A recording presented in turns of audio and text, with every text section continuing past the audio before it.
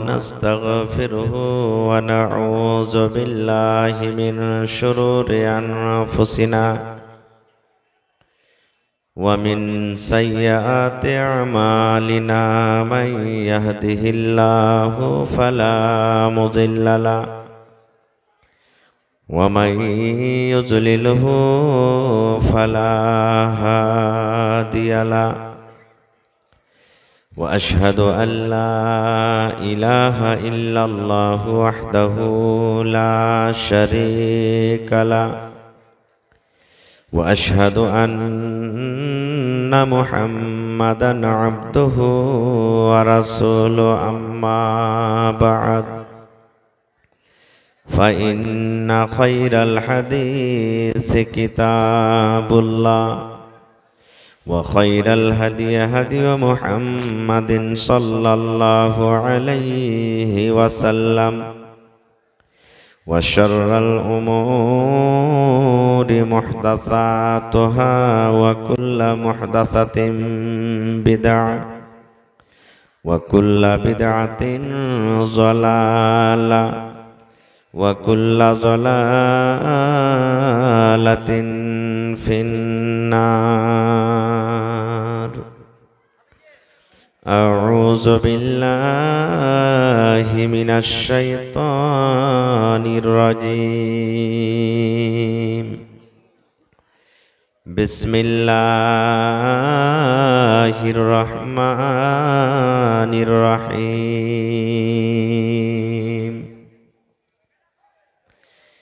اقرأ باسم ربك الذي خلق خلق الإنسان من علق اقرأ وربك الأكرم الذي علم بالقلم علم الإنسان ما لم يعلم. وقال النبي صلى الله عليه وسلم طلب العلم فريضة على كل مسلم.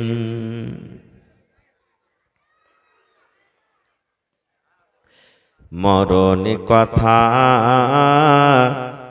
স্মরণ কি তোর নাই, মরণে কথা স্মরণ কি তোর নাই রে মুমিন ভাই।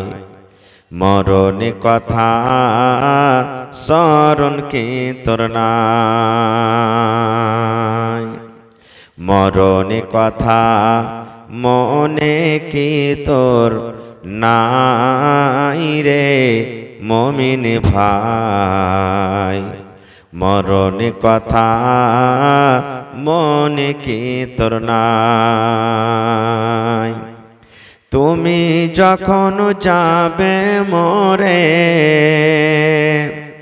তুমি যখন যাবে মরে, নিয়ে যাবে খাটে করে। তুমি যখন যাবে মরে, নিয়ে যাবে খাটে করে। রেখে দিবে মাটির বিছানায় রে মুমিন ভাই। মরণে কথা মনে কি তোর নাই, মরণে কথা স্মরণ কি তোর নাই রে মুমিন ভাই। মরণে কথা স্মরণ কি তোর নাই। মাল ধন পয়সা করি নিয়ে যা ছেড়ে যাবে দালান বাড়ি। মাল ধন পয়সা করি থেকে যাবে দালান বাড়ি। কিছুই তোমার কাজে আসবে না রে মুমিন ভাই। মরণে কথা মনে কি তোর নাই, মরণে কথা স্মরণ কি তোর নাই রে মুমিন ভাই, মরণে কথা মনে কি তোর নাই। নারে তাকবীর। আজকে জলসার যোগ্যতম শ্রদ্ধেয় সভাপতি সাহেব, উপস্থিত উলামায়ে কেরাম, সামনে বসে থাকা ইসলাম দরদি দিন দরদি ভাই ও বাবাজিরা, পর্দানাসীন মায়েরা খালারা, সমস্ত তারিফ ও গুণগান সেই মহান আল্লাহ তাবারাক ওয়া তাআলার জন্য, যে মহান আল্লাহ তাবারাক ওয়া তাআলা এই ঠান্ডার মৌসুমে নরম গরম বিছানাকে ছেড়ে এই পোয়ালের উপরে পেন্ডালের তলাতে বসে কিছু বলার ও শোনার তৌফিক দিয়েছেন। তাই আমরা সে আল্লাহ তাবারাক ওয়া তাআলার প্রশংসা করি, অন্তর থেকে মুহাব্বতের সাথে সকলেই পড়েন আলহামদুলিল্লাহ। একটু মুখ খুলে জোর করে পড়েন ভাই আলহামদুলিল্লাহ। তারপর আমাদের শেষ নবী হযরতে মুহাম্মদুর রাসূলুল্লাহ পড়েন সাল্লাল্লাহু আলাইহি ওয়াসাল্লামের পর ওয়াগনন দারুদ শরীফ শান্তির ধারা বর্ষিত হোক, আমিন। আল্লাহুম্মা সাল্লি আলাইহি আল্লাহুম্মা বারিক আলাইহি।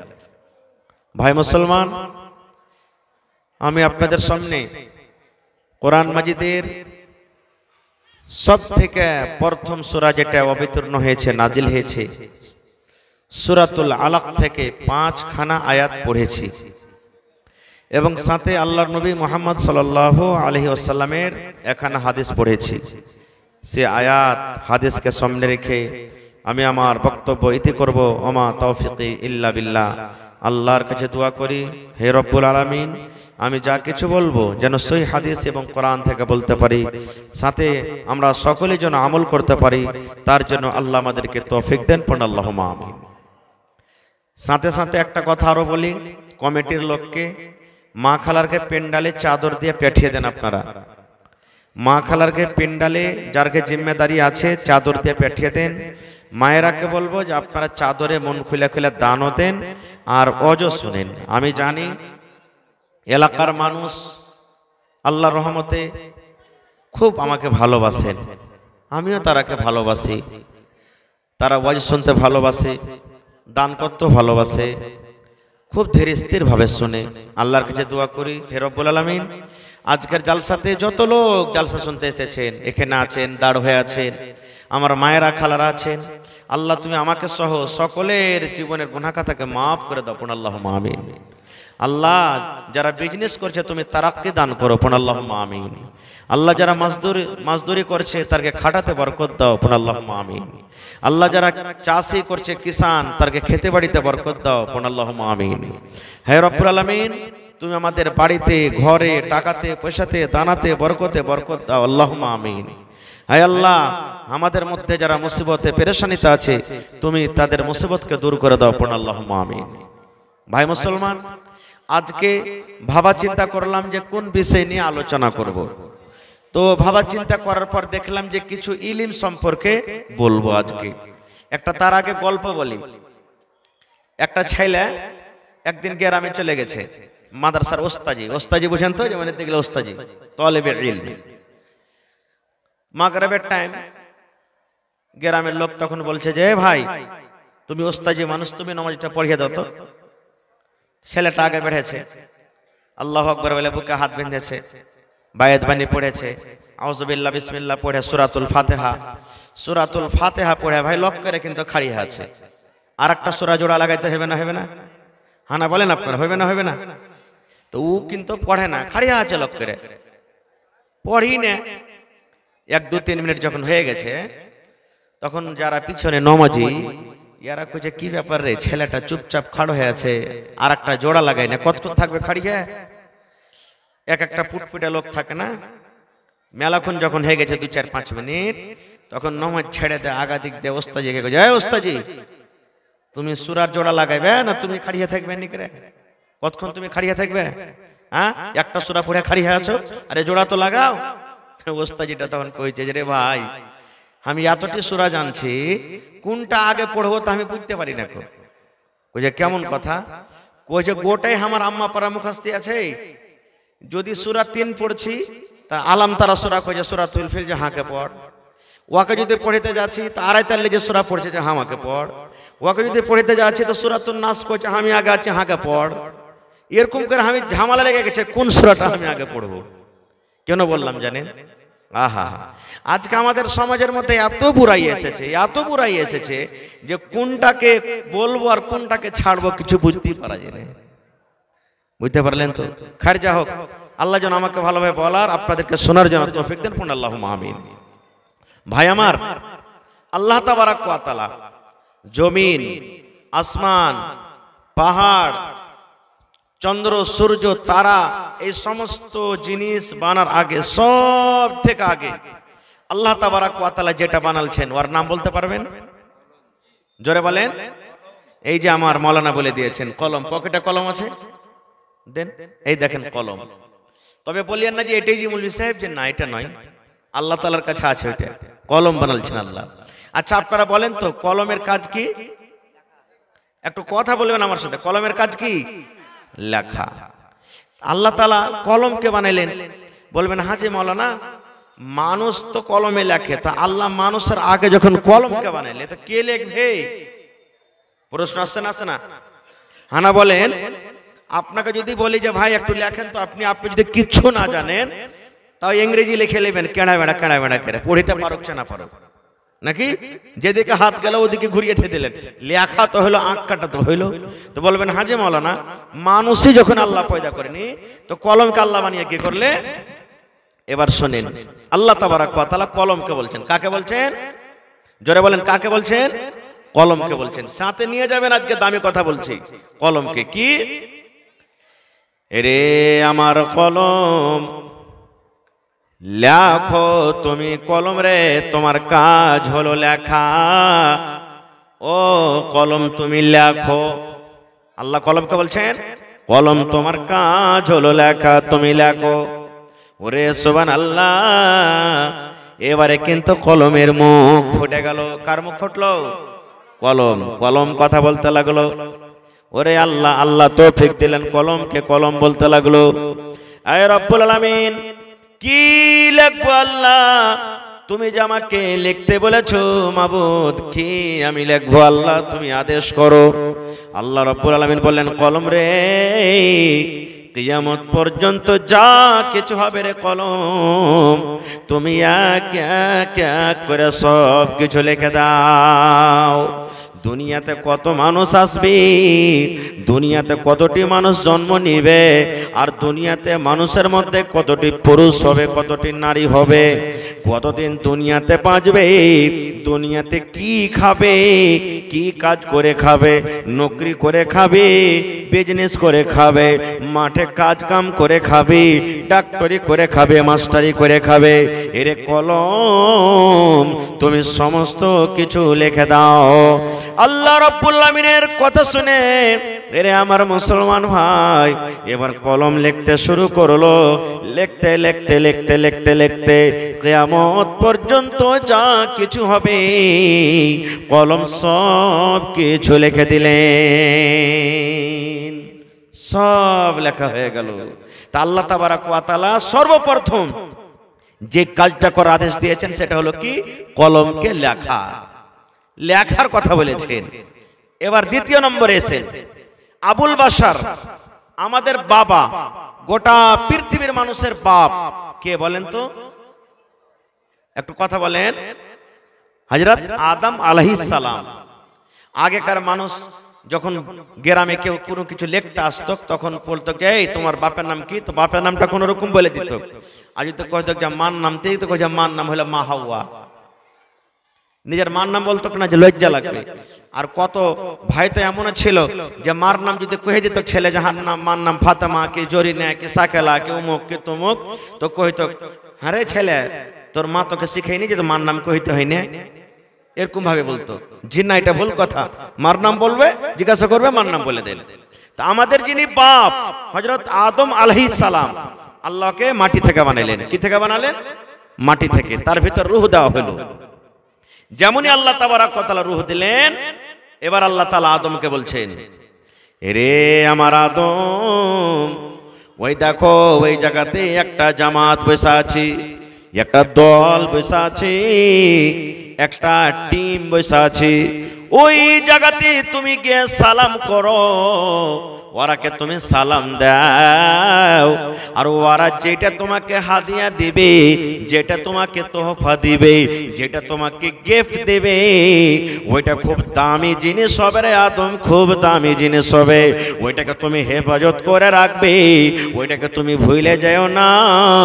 কারণ ওই গিফট, ওই হাদিয়াটা যতদিন কিয়ামত না হবে, কিয়ামত পর্যন্ত তোমার যে সন্তান হবে, তোমার বেটা বেটিরা হবে, ওই তোমাদের বেটা বেটিদের জন্য কিন্তু ওইটা হাদিয়া হয়ে যাবে। নারে তাকবীর। আল্লাহ আদমকে বললেন, যাও ওখানে ফেরেশতার দল বসে আছে, ওখানে সালাম করো গা। চলে গেলেন। কেমন করে সালাম করবে ভাই? সালাম আলাইকুম। এই মা খালারা সালাম করবে, বিহার শুনে সালাম আলাইকুম বিহাই, সালাম আলাইকুম। ও জানবে না ওয়ালাইকুম, কেউ তো কবে আলাইকুম, আলাইকুম কেমন আছে যে ভাই আলাইকুম। সালামই হলো না, এটার দোয়া একটা। এই আমার মুসলমান ভাই, হযরত আদম আলাইহিস সালাম চলে গেলেন। যাওয়ার পর ফেরেশতাদেরকে বললেন, আসসালামু আলাইকুম। শুধু এখানটা বললেন আসসালামু আলাইকুম। এবার ফেরেশতারা বললেন, ওয়া আলাইকাস সালাম ওয়া রাহমাতুল্লাহ। এই ওয়া রাহমাতুল্লাহ বাড়িয়ে দিলেন। ওরে আল্লাহ, আজকে আমার সাথে আপনার দেখা, আর আপনি আমার সাথে দেখা করলেন, ফোনে কথা হয়, এবার আমরা বলেন এই সালামটা করি কি করি না? আমার আপনার বাপ আল্লাহ রাব্বুল আলামিনের কাছ থেকে ওই যখন আদম আলাইহিস সালামকে আল্লাহ তাআলা সৃষ্টি করলেন, ওই টাইম থেকে নিয়ে এখন পর্যন্ত কিয়ামত পর্যন্ত আমরা এই সালাম দিই আর সালামের জবাব দিই।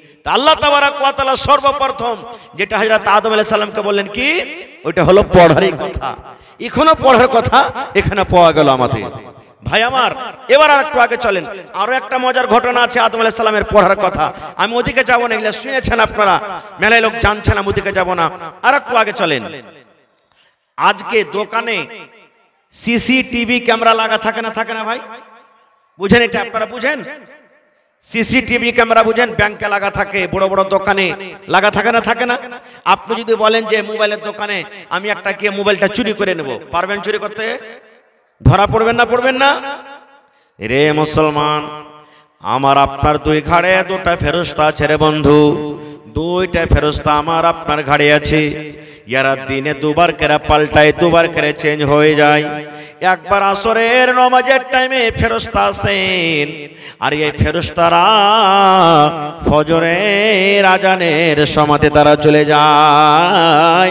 ফজরের নামাজের টাইমে তারা চলে যায়। আর ফজরের টাইমে যারা আসে ওরা আসরের নামাজের সময়তে চলে যায়। বলবেন মাওলানা এরা কি কাম করে? আপনার সাথে সাথে থাকে, আপনার সাথে সাথে থাকে। কখন থাকে? রাতের বেলাতে শুচ্ছেন, আপনার সাথে আছে। আপনি ঘাস কাটতে চলে গেছেন, আপনার সাথে আছে। আপনি জালসা শুনতে এসেছেন, আপনার সাথে আছে। বাড়িতে আপনি ধান মারছেন, আপনার সাথে আছে। বলবেন মাওলানা তাহলে সব সময় থেকে আমাদের সাথে থাকে? হ্যাঁ, আপনাদের সাথে থাকে। শুধুমাত্র একটা টাইমে আপনার কাছ থেকে আলাদা হয়ে যায়, একটা সময়তে আপনাদের কাছ থেকে আলাদা হয়ে যায়, কিন্তু ওরা আলাদা হয়ে চলে যায় না। যেমন আমরা রোদ বাঁচার জন্য ম্যাগ যেন মাথায় লাগে না যায়, ম্যাগে যেন ভিজে না যায়, এই ম্যাগ থেকে বাঁচার জন্য যেমন মাথাতে আমরা ছাতা ধরে থাকি, আল্লাহর নবী বলেছেন উম্মত যখন একটা পুরুষ এবং নারী স্বামী স্ত্রী যখন তারা মিলামিশা করে, সহবাস করে, একটা স্বামী এবং স্ত্রী যখন মিলন করে, হামবিস্তারি করে, ওই টাইমখানে আপনার কাছে থাকবে না, ওই সময়খানে আপনার পাঞ্জরে থাকবে না। আল্লাহ রাসূল বলেছেন ওই সময়তে, ওই টাইমখানে ওই ফেরেশতারা আপনার মাথার উপরে ছাতার মতন হয়ে থাকে। যেমনই আপনার আমার, যেমনই আপনার কাজ হয়ে গেল আবার তার কাছে হাজির হয়ে গেল। এই জন্য বলি মুসলমান রে, বিবির সাথে মিলন করবেন রে ভাই, মানা নাই, কিন্তু গোটা কাপড় ধরে খুলে আপনাকে মিলন করতে হবে না। এই যে আপনি নিজের গোটা কাপড়কে খুলে রেখে দিলেন, নিজের বিবির কাপড়কে গোটা খুলে রেখে দিলেন, এটা হলো জানোয়ারেরা এই মতো করে, জানোয়ারেরা এই মতো পর্দা করে না। আল্লাহ রসুল বলেছেন, খবরদার খবরদার, তোমরা নিজের এহতিয়াতের সাথে তোমরা গোটা কাপড় ধরে কে খুলে বিবির সাথে মিলন করিও না। এবারে আমার বলার উদ্দেশ্য হলো, ওরা কি করে, আমার আপনার জীবনের আমল লেখে। আজকে দেখছেন না জিলাপি খাইছে, জিলাপি লিখতে আছে, হ্যাঁ আব্দুল্লাহ এসে জিলাপি খেয়েছে, জালসাতে আসেনি। এই আব্দুর রহমান জালসাতে বসছিল, এরা ওয়াজ শুনেছে। আর ওই খালেদ জায়েদ বাকার, ওদিকে দেখো, ওদিকে ওই আইল কেয়ার দিয়ে অন্ধকার রাইতে কি করছিল, ওইটা কিন্তু লিখতে আছে। কি হবে, একে আমল বলা হয়, এটাই হলো আমল, রেজিস্টার আমার আপনার বলছে। কিয়ামতের দিন আমাকে আপনাকে দিয়ে দেওয়া হবে। আল্লাহ বলবেন পড়, ইকরা কিতাবাক, এই তোমার আমল, তোমার কিতাব তুমি পড়ো। বলবেন মাওলানা পড়িতে তো জানি না, কেমন করে পড়বো, জীবনে কোনোদিন মাদ্রাসাতে পড়ালেখা করিনি, জীবনে কোনো মাওলানার কাছে যাইনি, জীবনে কোনোদিন মাকতাবে যাইনি, স্কুলে যাইনি, মাওলানা কেমন করে পড়বো? বন্ধুরে, দুনিয়াতে আপনি পড়ালেখা করেন কিংবা না করেন, কিন্তু আল্লাহ রব্বুল আলামিন আপনাকে পড়ার বোঝার কিয়ামতের দিন আল্লাহ আপনাকে তৌফিক দিবেন। কিয়ামতের দিন ইংলিশ ভাষা চলবে না, কিয়ামতের দিন নেপালি ভাষা চলবে না, কিয়ামতের দিন চীনি ভাষা চলবে না, কিয়ামতের দিন দুনিয়ার কোনো ভাষা চলবে না। একটাই মানুষের জবান, একটাই মানুষের ভাষা, একটাই মানুষের ল্যাঙ্গুয়েজ থাকবে, সেটা হলো আরবি জবান। আরবি জবান। বলবেন হাজি মাওলানা আরবি কি জিনিস বুঝি না, আলিফ কেডা হয় কি লাম্বা ওটাও জানি না, কেমন করে পড়বো? আল্লাহ তৌফিক দেবেন। এবারে নিজের আমলটাকে পড়বেন, এবার পড়বেন নিজের আমল। ওখানে বাড়িঘাটে জালসা শুনতে গেছি, আরে ওটাতে লেখা আছে। ডোমরা মাদ্রাসাতে গেছি, ওটাতে লেখা আছে। আরে জালসা দিন একটা বেটি ছেলের সাথে গল্প করেছি, ওটাতে লেখা আছে। আরে জালসা দিন একটা বেটি ছেলেকে নিয়ে চলে গেছি, হাত ধরা ধরা করেছি, ওটাতে লেখা আছে। আরে ওই দিন নমাজ সেদিন ছেড়ে দিয়েছি, ওটাতে লেখা আছে। সেদিন যে ওর সাথে একবার বিড়ি খেয়ে নিয়েছি, ওটাতে লেখা আছে। আরে ওকে একটা খারাপ করে গেল দিয়ে দিয়েছি, ওটাতে লেখা আছে। আমার আপনার জীবনে যা কিছু করেছে রে বন্ধু, সেই দিন নিজে পড়ে সেই দিন কিন্তু আমরা বুঝতে পারবো। তাহলে কিয়ামতের দিনও পড়ার কথা এলো, সেই দিনও পড়ালেখা করতে হবে। এবার আমার আপনার নবী, আহা হা, বলেন নাম, নবীর নাম কি? হায় আল্লাহ, আমাদের নবীর নাম কি? আর একটু জোরে বলেন, মুহাম্মদ সাল্লাল্লাহু আলাইহি সাল্লাম। এখানে যদি আমি বলতাম যে আচ্ছা বলেন তো ভাই অমুক ফিল্মে কোন হিরো আছে, ওর নামটা কহতো, পট করে কিন্তু বলে দিবে হার যুবক ভাইয়েরা, পট করে বলে দিবে। আর এটা আমরা বলি না, আমাদের আখরি নবীর নাম মুহাম্মদ সাল্লাল্লাহু আলাইহি সাল্লাম। আমার নবী আপনার নবী, আহা হা। মুহাম্মদ সাল্লাল্লাহু আলাইহি সাল্লাম মক্কা থেকে একটা দূরে একটা পাহাড় আছে, পাহাড়ে একটা গর্ত আছে, খাল আছে, ওই খালটার নাম হলো গারে সওর। চলে গেলেন নবীজি। নবী কিন্তু হয়নি 2 দিন 4 দিন 5 দিন 1 দিন 3 দিন, যেমন এই মাদ্রাসার ছাত্ররা বাড়ি থেকে যখন বার হয়, মায়েরা খালারা সাথে নাস্তা দেয়, যা বেটা তোকে নাস্তা দেন, ভুজা দেন, মুড়ি দেন, ডালমট দেন, বিস্কুট দেন, খাবি আর পড়বি। নবীজি 2 দিন 4 দিনকার জন্য খানা নিয়ে চলে যেতেন। মাঝে মাঝে মা খাদিজা রাদিয়াল্লাহু তাআলা আনহা, এটা আল্লাহ রাসূলের স্ত্রী, প্রথম স্ত্রী, উনি যেতেন লাহারি পৌঁছাতে, খানা পৌঁছাতে। চলে গেলেন যেদিন নবীজির বয়স 40 বছরকার। হঠাৎ করে একজন কোন অপরিচিত মানুষ, আজনবী মানুষ, নবীজি জীবনে তাকে কোনোদিন দেখেনি, নবীর কাছে চলে এলেন। সেটাকে জানেন, মানুষের রূপে এলেন। সেটা হলেন আল্লাহ তাবারাক ওয়া তাআলার ফেরেশতা হযরত জিবরিল আলাইহিস সালাম, ফেরেশতাটার নাম। ওর কাজ হলো যে প্রত্যেক নবী যখন যুগে যুগে এসেছেন, আল্লাহর হুকুমটাকে নবীর কাছে পৌঁছে দেওয়া, এটাই ওর কাজ।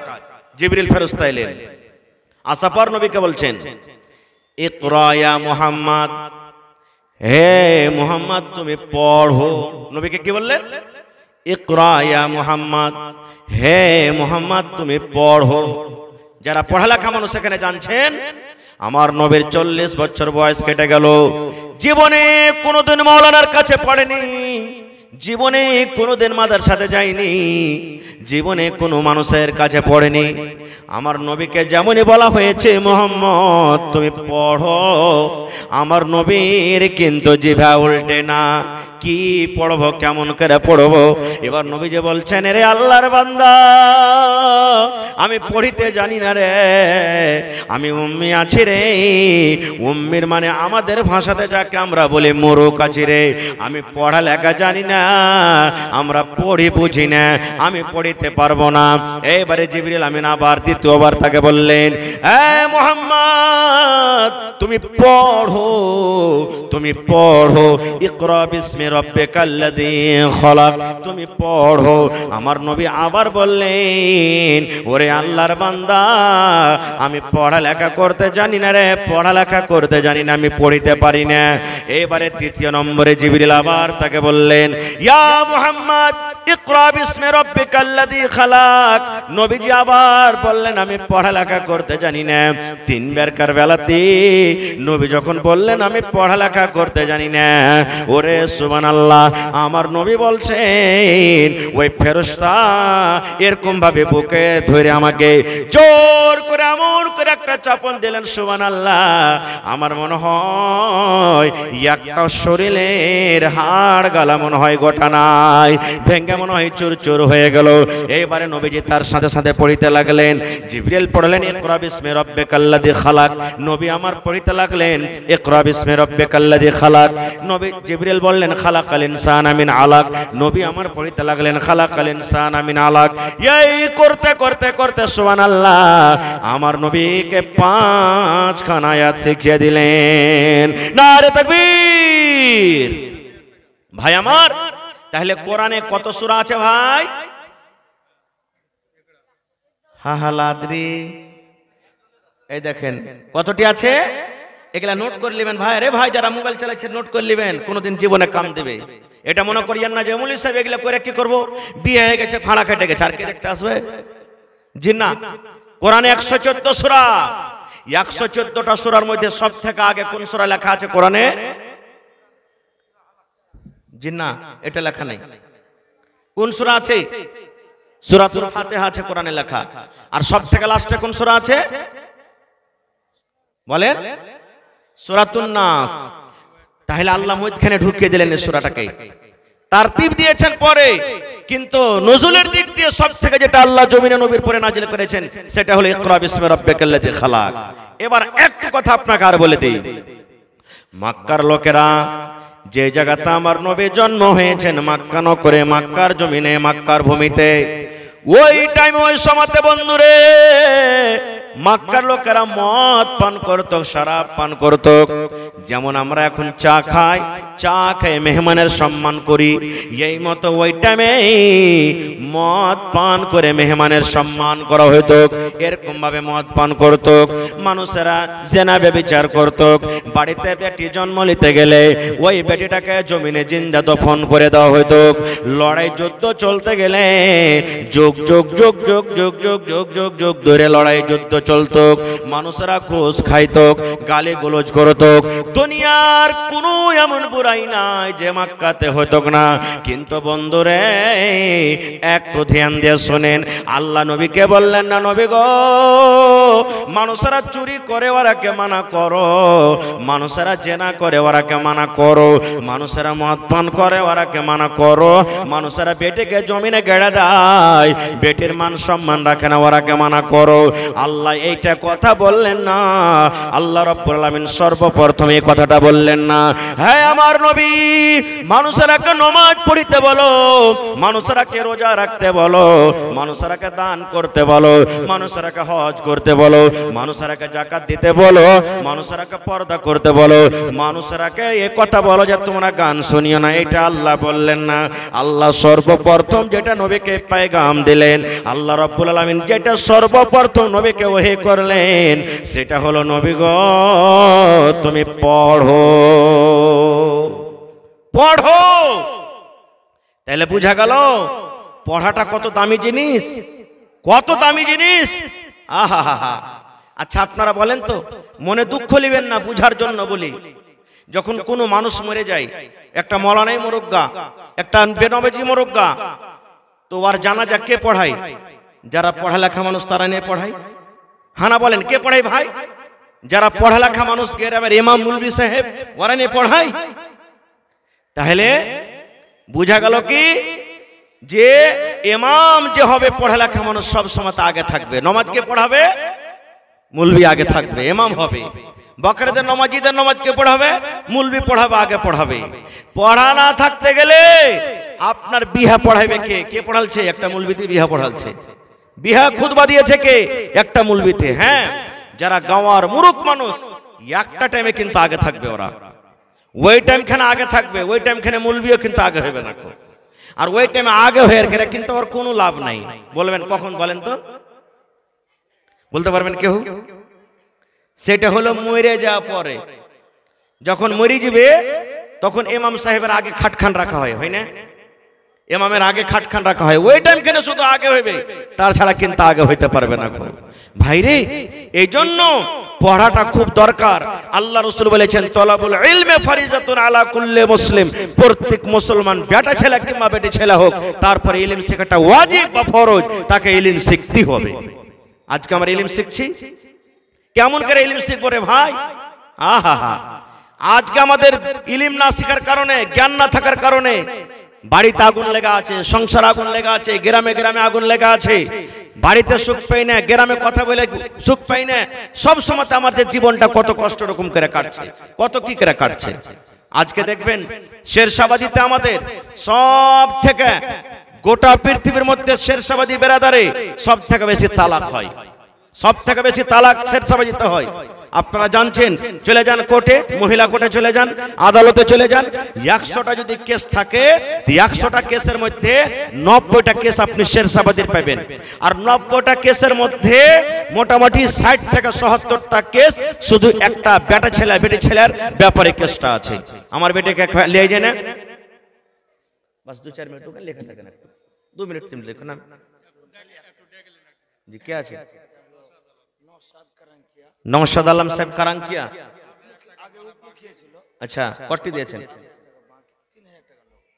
10,000 দিয়েছেন। আরো নেবেন তার কাছে নাকি? নওশাদ আলম ভাই আইছেন কি এখানে? আচ্ছা, 10,000 টাকা হয়ে গেছে ইনশাআল্লাহ, ভালো দিয়েছে, ওরা দিতে হয়। লেখেন, নওশাদ আলম সাহেব আগে মুখিয়া জি ছিলেন, নগদ 7,000 বাকি, তো 10,000 হয়ে গেল, দিয়ে দেবেন ইনশাআল্লাহ।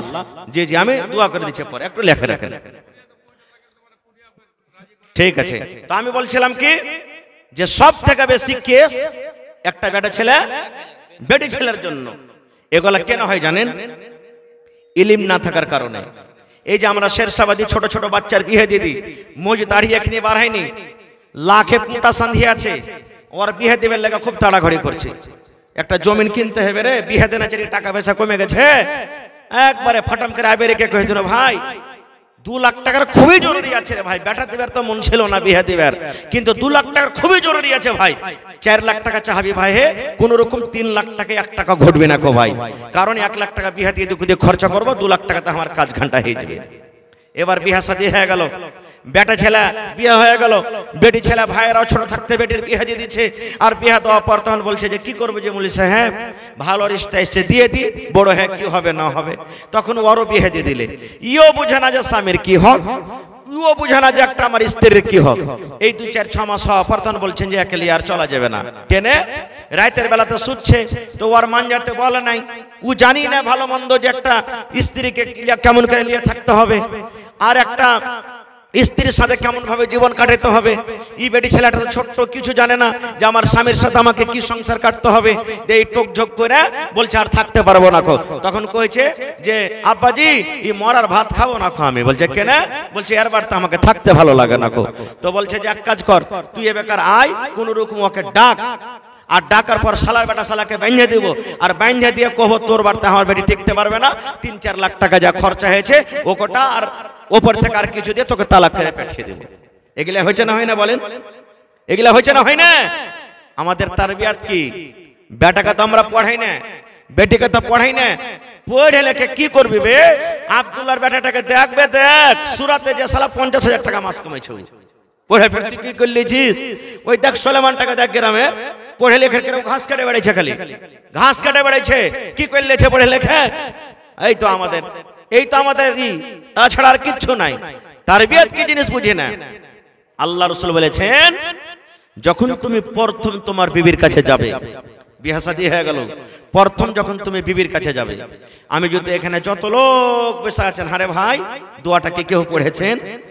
এক একটা দুটা পাঁচটা লোক কহা যায় না ভাই, না হয়তো সবাই কহবে যে হারা খুব পাশে গেছে বলে সাহেব, আর ওগুলা দেখার কি না। এখান থেকে তো আপনার তালিম শুরু। আল্লাহ রাসূল বলেছেন,